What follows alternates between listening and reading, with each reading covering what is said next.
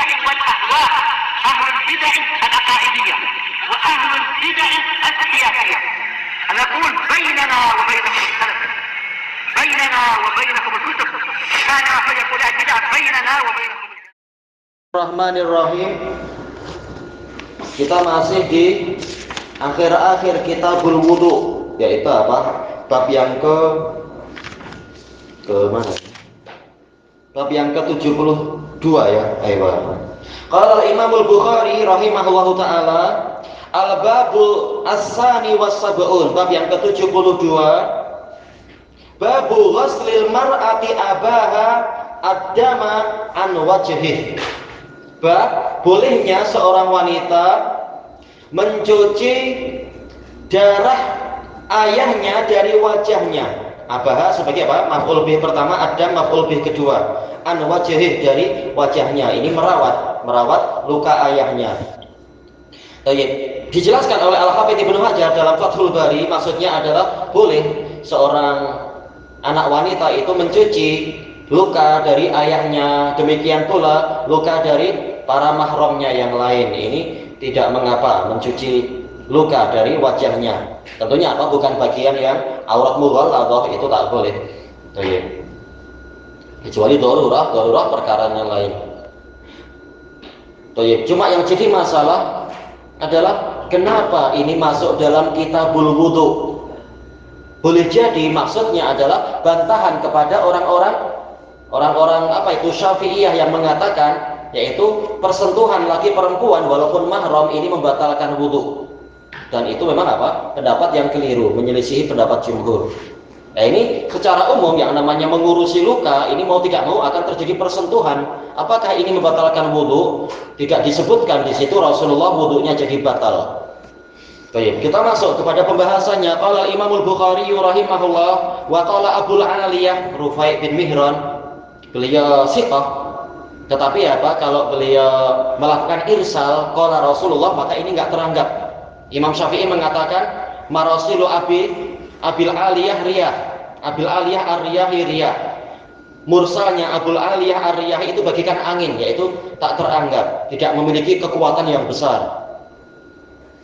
Ini Imam Syafi'i mencaci kah? Tentunya bukan bermaksud mencaci maki, tetapi menjelaskan agar kita tidak semua mursal itu boleh menjadi hujjah.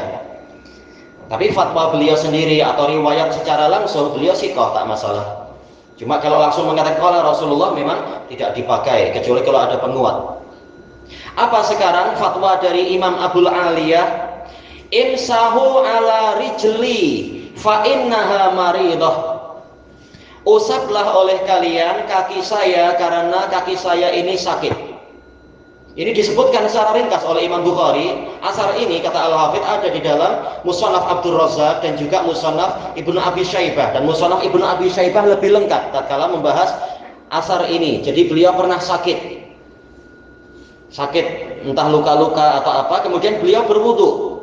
Beliau minta agar diwudukan oleh orang-orang, oleh keluarganya. Tatkala sampai ke salah satu kakinya dibalut waktu itu, beliau mengatakan hanya kaki apa dicuci, tapi beliau mengatakan untuk kaki yang ini jangan dicuci tapi diusap saja. Karena kaki saya ini sedang sakit. Mungkin kalau kena air banyak ya malah lebih sakit, apalagi sedang diperban, dibalut. Kalau dikasih air banyak kan nanti berkepam. Jelas tambah sakit nanti.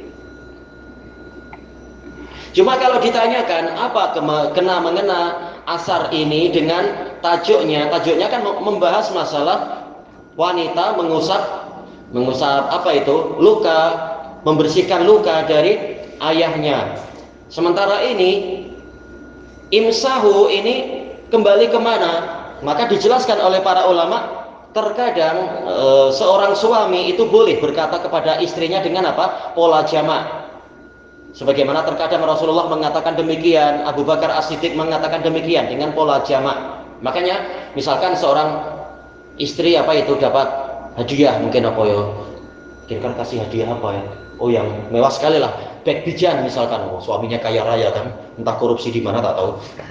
Lalu istrinya bilang jazakallah khairan ya habibi misalkan. Suaminya bilang wa iyyakum, boleh. Tidak selalu wa iyyaki, tapi boleh wa iyyakum, tak masalah. Ini misalkan aja. Sekarang kita masuk.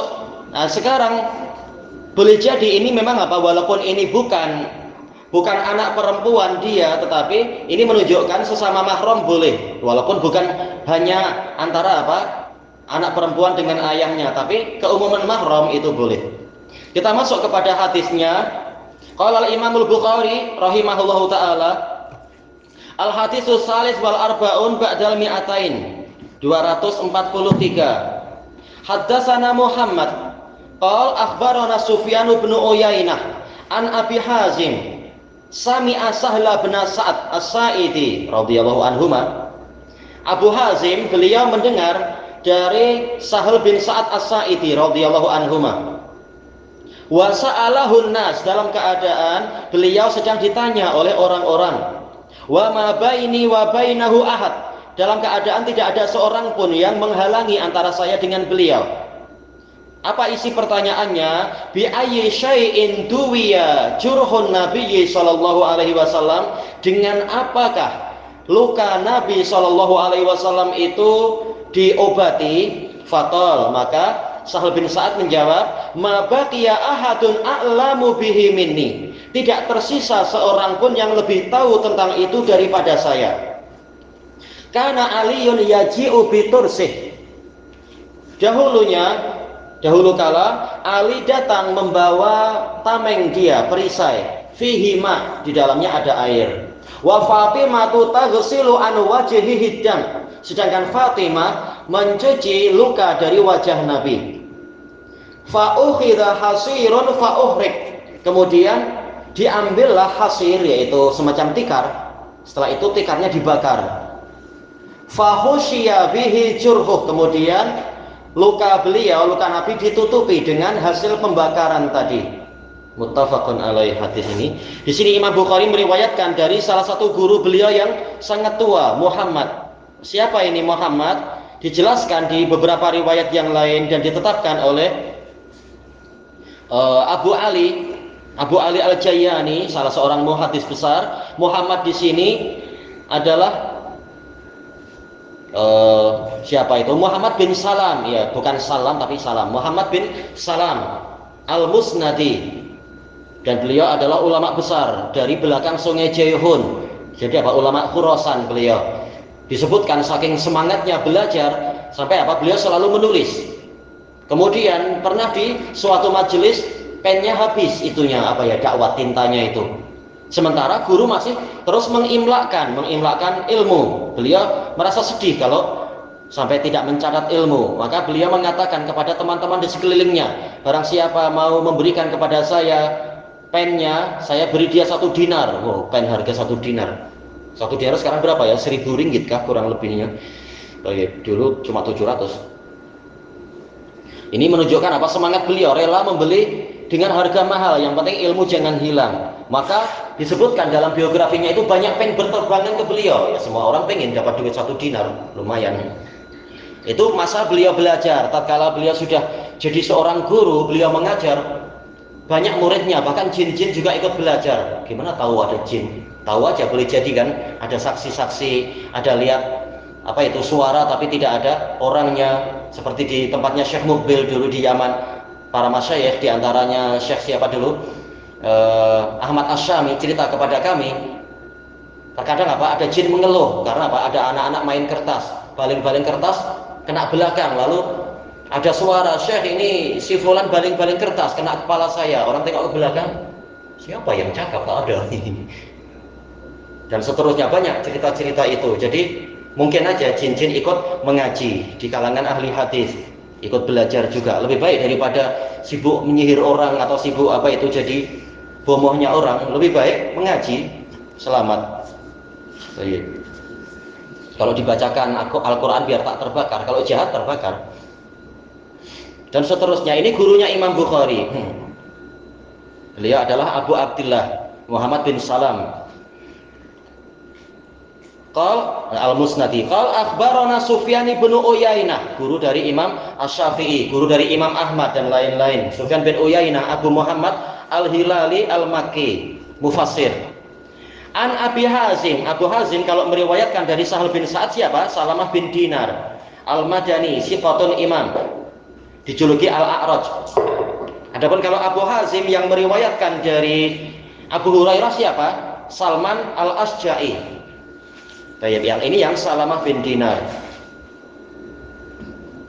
Tayyib. Sami'a Sahla bin Sa'ad. Abu Hazim Salamah bin Dinar, ada sebenarnya asar yang bagus, tetapi sayangnya walaupun ini disebar oleh para ikhwah, bahkan sebagian ikhwah Yaman pun menyebar, tapi sebenarnya sanadnya dhaif. Walaupun sebenarnya isinya bagus, sayang juga, tapi memang literaturnya hanya satu aja yang sampai ke kita. Yaitu apa? Dia ditanya, bagaimana ini harga sedang naik, inflasi, barang-barang harganya naik. Maka beliau mengatakan, yang memberikan rezeki pada kita saat harga barang belum naik, dia juga yang memberikan rezeki pada kita waktu harga barang itu sedang tinggi. Yaitu tenang aja, yang penting usaha. Tak perlu kemudian panik atau apalagi bunuh diri, tak perlu itu. Baik. Wa sa'alahun nas, wawunya wawu haliyah, sebagaimana dijelaskan oleh Al-Hafidh, yaitu beliau bercerita dalam keadaan beliau mendengar dari Sahal bin Sa'ad dalam keadaan Sahal bin Sa'ad sedang ditanya oleh orang-orang. Wa ma baini wa bainahu ahad, dalam keadaan tidak ada seorang pun yang menghalangi antara saya dengan beliau. Kata Al-Hafidh ini membabit ta'kid, sebagai penguat betul-betul saya, yaitu Abu Hazim, mendengar cerita ini dari peristiwa itu dari gurunya langsung, Sahal bin Sa'ad mendengar peristiwa itu. Bi ayyi syai'in duwi, dengan apakah jurhun Nabi SAW, lukanya Nabi SAW itu diobati? Disebutkan dalam riwayat yang lain, yaitu siapa? Abu Hazim bercerita, orang-orang di Madinah berselisih pendapat tentang masalah pengobatan terhadap lukanya Nabi. Luka Nabi waktu itu diobati dengan apa? Kemudian Sahal bin Sa'ad di sini mengatakan, ma baqiya ahadun a'lamu bihi minni, tidak tersisa seorang pun yang lebih tahu tentang itu daripada saya. Ini bukan kesombongan, tapi ini cerita kenyataan, yaitu beliau adalah termasuk orang yang paling akhir wafat di Madinah di kalangan sahabat Nabi. Makanya para saksi waktu itu semuanya sudah wafat, tinggal saya aja tersisa. Alhamdulillah kalian para tabi'in sempat bertanya kepada saya. Kalau terlambat boleh jadi apa? Tidak ada lagi yang tahu kecuali lewat sanad yang panjang mungkin, yang sudah pernah diberitahu orang lain dengan jarak yang jauh. Disebutkan oleh Al-Hafidh di dalam Fathul Bari, jarak antara peristiwa ini, peristiwa lukanya Nabi luka waktu apa? Perang Uhud. Tahun berapa itu? 3 Hijriah, bulan Syawal itu. Dengan peristiwa yang disebutkan ini, dialog antara Sahal bin Sa'ad dengan para tabi'in itu jaraknya kurang lebih 80 tahun. Jadi memang apa? Sahal bin Sa'ad sudah sangat tua. Alhamdulillah sempat ditanya tentang itu. Jaraknya lama sekali. Baik, sekarang beliau bercerita, karena Aliyun yaji'u bitursih. Pada waktu itu Ali datang kepada Nabi ini setelah selesai perang Uhud, tapi masih di situ, masih di tempat yang dekat-dekat dengan situ. Ali datang membawa perisai, fihi ma, di dalamnya ada air, karena Fatimah ingin apa? Ingin mencuci lukanya Nabi. Mungkin apa? Sebelum dibalut mau dibersihkan lebih dahulu dengan memakai air. Perlu alat. Ternyata alat yang ditemukan adalah tameng itu aja. Hanya saja kemudian apa? Siapa tadi? Fatimah melihat tatkala dicuci ternyata lukanya itu semakin mengucur.